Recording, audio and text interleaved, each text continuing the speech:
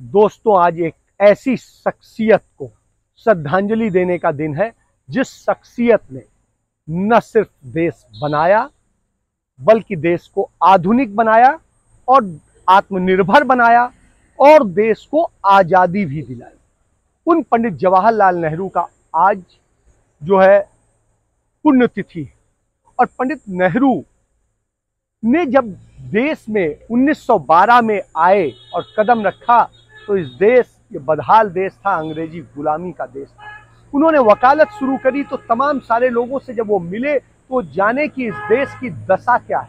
और उसके बाद उन्होंने फैसला किया कि वो देश के लिए लड़ेंगे। और देश के लिए लड़ने का जब उन्होंने फैसला किया तो आप ये समझिए कि उनकी एक ही सोच थी कि कैसे देश को बनाना है, देश को आगे बढ़ाना है। और इसी सोच पर उन्होंने काम किया और देश के लिए लड़ाई शुरू की।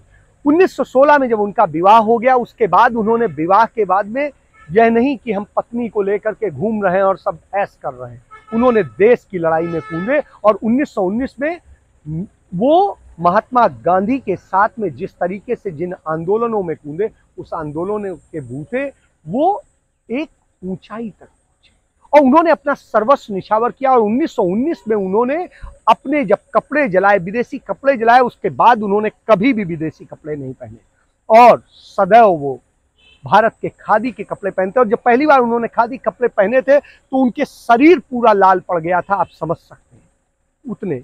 और उस नेहरू ने 9.5 साल जेल में लगाए देश की आजादी के लिए। अपना सब कुछ खोया, अपना व्यवसाय खो दिया, घर खो दिया, तमाम संपत्तियां बेच दी, लेकिन समझौता नहीं किया। नेहरू ने अपने पिता मोतीलाल नेहरू से भी लड़ाई लड़ी, क्योंकि पिताजी डोमिनियन स्टेट चाहते थे, कांग्रेस के प्रेसिडेंट थे। उन्होंने अपने पिता के खिलाफ चुनाव लड़ा और जीते 1931 में।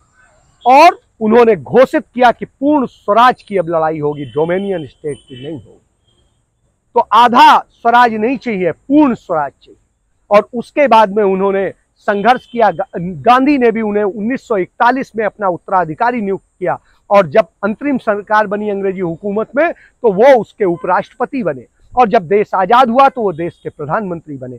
और उन्होंने देश को एक ऐसा संविधान देने का संकल्प लिया कि जो दुनिया में सबसे यूनिक हो। आज हम दुनिया के सबसे सशक्त संविधान है, उसके बूते हमारे यहाँ तमाम संवैधानिक संस्थाएं खड़ी हैं, तमाम सारी प्रॉपर्टीज खड़ी हैं।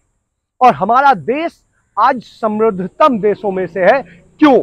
क्योंकि पंडित नेहरू ने लोकतंत्र को मजबूत किया, संवैधानिक संस्थाओं को मजबूत किया, एजेंसियों को मजबूत किया और सबको पूर्ण स्वतंत्रता दी। वो नेहरू जो व्यक्तिगत स्वतंत्रता के समर्थक थे, लेकिन उसके साथ साथ वो ये चाहते थे कि संवैधानिक परंपराओं के मामले में कोई भी चीज ना। और नेहरू ने, आज हम जिस जगह खड़े होकर आपसे बात कर रहे हैं, ये वो शहर है जो नेहरू ने बनाया था, नेहरू के सपनों का शहर। आज हम जिस जगह पे खड़े हुए हैं, यहाँ पर 17 मार्च 1959 को पंडित नेहरू ने यह शहर बनाने के बाद पहला भाषण दिया था। वो स्मार्ट सिटी 1959 में बन करके तैयार हो गया था। आप समझिए, आज भी हम वैसा एक शहर नहीं बना पाए हैं उनके बाद। पंडित नेहरू ने क्या नहीं बनाया। इस देश के अंदर सुई नहीं बनती थी और पंडित नेहरू के कोशिशों का नतीजा है कि जब उनका निधन हुआ तो इस देश में परमाणु शक्तियों से लेकर के हर तरह की चीजें हमारे यहाँ बनती थी। हम हर चीज में समृद्ध हो चुके थे। हमारे यहाँ इस्पात के बड़े बड़े कारखाने थे, हमारे यहाँ बिजली बनाने के कारखाने थे, हमारे यहाँ रेलवे बनाने के कारखाने थे, हमारे यहाँ तमाम इतनी चीजें, ऑर्डिनेंस फैक्ट्रीज थी, IIT था, IIM था, एम्स था, PGIs थे, इंजीनियरिंग इंस्टीट्यूट्स थे, दूसरे और इंस्टीट्यूट से। और जो आज वैक्सीनेशन की बात करते हैं, वो वैक्सीनेशन के लिए सबसे पहला पुणे में जो इंस्टीट्यूट स्थापित किया वो भी पंडित नेहरू ने स्थापित किया। तो आप समझिए, इस देश को फ्री वैक्सीन दी जाए, इसकी व्यवस्था पंडित नेहरू करके गए थे। इसके बाद में महामारी से देश को बचाया, हरित क्रांति लेकर के आए, तमाम सारी दुग्ध क्रांति लाए, औद्योगिक क्रांति लाए और इस देश के करोड़ों लोगों को उन्होंने रोजगार दिया। और पंडित नेहरू के रहते इस देश के 20 करोड़ लोगों को रोजगार मिला। आप समझिए, तो यह पंडित नेहरू, और जिनमें सरकारी नौकरियां थी करीब 10 करोड़ से अधिक। तो यह भी आप जानें।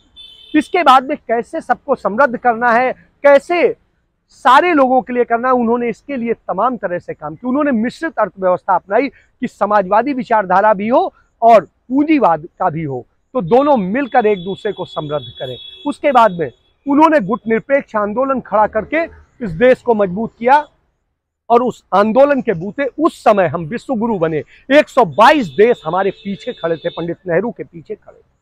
तो आप समझिए, हमने रसिया और अमेरिका दोनों को झुका के रख दिया था। हम इतनी बड़ी शक्ति बन गए, वो हमें इग्नोर नहीं कर पाते थे। और स्थिति ये थी कि जब पंडित नेहरू पहली बार अमेरिका की धरती पर उतरे तो वहां के प्रेसिडेंट ने तब प्रोटोकॉल तोड़कर पंडित नेहरू का स्वागत किया था। ये आप तो उस तरह की हम शक्ति बन के खड़े हो गए थे। हमने लड़कियों को आगे बढ़ाया, हमने शिक्षा को आगे बढ़ाया, स्वास्थ्य को बनाया। हमने, पंडित नेहरू कहते थे, हम नवीन मंदिर बना रहे हैं। ये मंदिर जो धर्म के मंदिर नहीं, ये मंदिर जो आम जन को बनाने वाले मंदिर है, नागरिकों को बनाने वाले मंदिर है, तो वो पंडित नेहरू। और उन पंडित नेहरू को आज श्रद्धांजलि देने का दिवस है। आप इस मामले में सबसे बड़ा जो एक प्रमाण मौजूद है वो 1964 में 29 मई 1964 को संसद में अटल बिहारी वाजपेयी ने जो भाषण दिया था उनको श्रद्धांजलि देते हुए, वो श्रद्धांजलि के शब्द एक एक मायने रखते हैं। जो अटल जी ने कहा था उन्हीं की भाषा में, एक सपना था जो अधूरा रह गया, एक गीत था जो गूंगा रह गया, एक लौ थी जो अनंत में विलीन हो गई, एक सपना था जो ऐसे संसार का जो भय और भूख से रहित होगा, गीत था एक ऐसे महाकाव्य का जिसमें गीता की गूंज के लिए गुलाब की गंध थी, लौ थी एक ऐसे दीपक की जो रात भर जलता रहा, हर अंधेरे से लड़ता रहा और हमें रास्ता दिखाकर एक प्रभात में निर्माण को प्राप्त हो गया।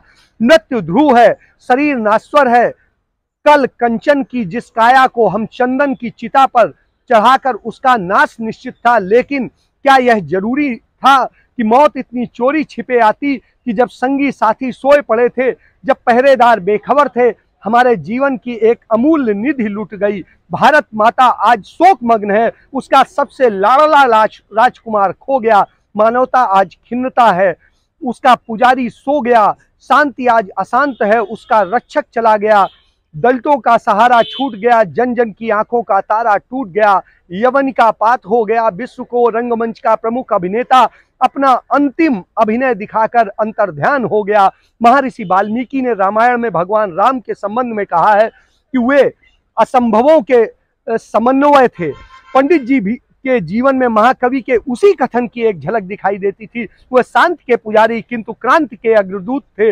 वह अहिंसा के उपासक थे किंतु स्वाधीनता और सम्मान की रक्षा के लिए हर हथियार से लड़ने के हिमायती थे। वह व्यक्तिगत स्वतंत्रता के समर्थक थे किंतु आर्थिक समानता लाने के लिए प्रतिबद्ध थे। उन्होंने समझौता करने में किसी से भय नहीं खाया किंतु किसी से भयभीत होकर समझौता नहीं किया। पाकिस्तान और चीन के प्रति उनकी नीति किसी अद्भुत सम्मिश्रण की प्रतीक थी। उनमें उदारता भी थी, दृढ़ता भी थी। यह दुर्भाग्य है कि उस उदारता को दुर्बलता समझा गया, जबकि कुछ लोगों ने उनकी दृढ़ता को हठवादिता समझा। मुझे याद है चीनी आक्रमण के दिनों में जब हमारे पश्चिम मित्र इस बात का प्रयत्न कर रहे थे कि हम कश्मीर के प्रश्न पर पाकिस्तान से कोई समझौता कर लें, तब एक दिन मैंने उन्हें बड़ा कुद्र पाया। जब उनसे कहा कि कश्मीर के प्रश्न पर समझौता नहीं होगा तो हमें दो मोर्चों पर लड़ना होगा, तो बिगड़ गए और कहने लगे कि अगर आवश्यकता पड़ेगी तो हम दोनों मोर्चों पर लड़ेंगे। किसी दबाव में जाकर वे बातचीत करने के खिलाफ थे। महोदय, जिस स्वतंत्रता के वे सेनानी और संरक्षक थे, आज वह स्वतंत्रता के संकटपन्न है।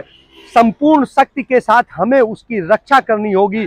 जिस राष्ट्रीय एकता और अखंडता के उन्नायक थे, आज वह भी विपदाग्रस्त है।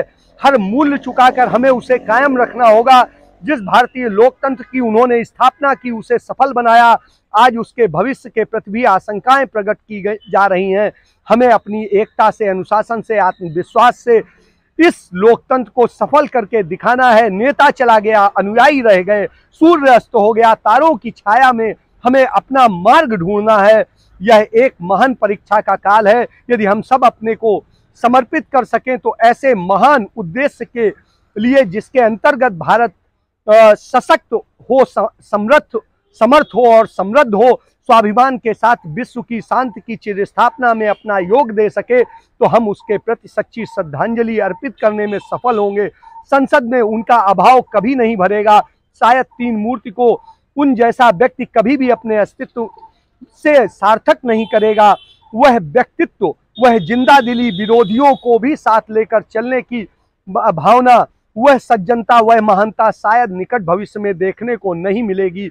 मतभेद होते हुए भी उनके महान आदर्शों के प्रति, उनकी प्रामाणिकता के प्रति, उनकी देशभक्ति के प्रति और उनके अटूट साहस के प्रति हमारे हृदय में आदर के अतिरिक्त और कुछ नहीं है। इन्हीं शब्दों के साथ मैं उस महान आत्मा के प्रति अपनी श्रद्धांजलि अर्पित करता हूं, अटल बिहारी वाजपेयी। ये अटल बिहारी वाजपेयी के शब्द थे जो उन्होंने संसद में नेहरू जी के लिए कहे थे। आज नेहरू देश की शक्ति, ऐसी शक्ति है जिनके बूते आज हम सब खड़े हैं और यह बोल पा रहे हैं।